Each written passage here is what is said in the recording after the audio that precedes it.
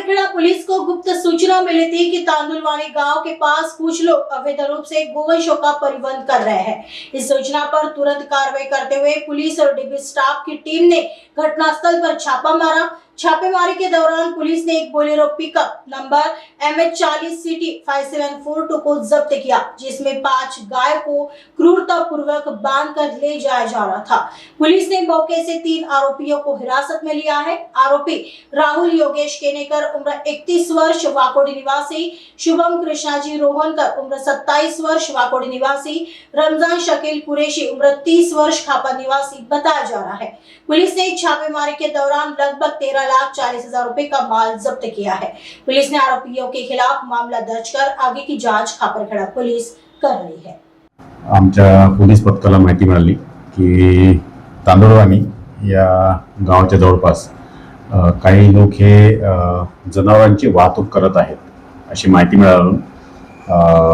डीबीचा आणि police staff हे सदर घटनास्थळी पोहोचले तर त्या घटनास्थळी एका बोलेरो पिकअप वाहनामध्ये एक 5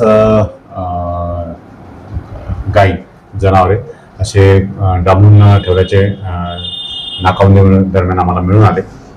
सदर त्यांना ताब्यात घेऊन बोलेरो पिकअप वाहन क्रमांक MH40 CT 5742 त्या वाहनाचा चालक आणि त्यासोबत आणखी 2 लोक असे मिळून आले।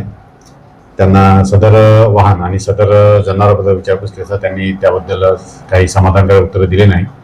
त्यामुळे त्यांना पोलिसांना आणून त्यांच्यावर सविस्तर गुन्हा दाखल करण्यात आलेला आहे। मध्ये आहेत राहुल योगेश केनेकर वय 30 वर्ष राहणार वाकोडी, शुभम कृष्णाजी रोहनकर वय 27 वर्ष राहणार वाकोडी, त्याचप्रमाणे रमजान शकील कुरैशी वय 30 वर्ष हा खापा येथील राहणारे आहेत। त्यांच्याकडून जप्त मुद्देमालमध्ये एकूण 5 जनावरे त्यांची किंमत जवळपास 1 लाख रुपये, एक बोलेरो पिकअप वाहन त्याची किंमत जवळपास 12 लाख रुपये आणि या दरम्यान आपण त्यांचे मोबाईल जप्त केलेले आहे।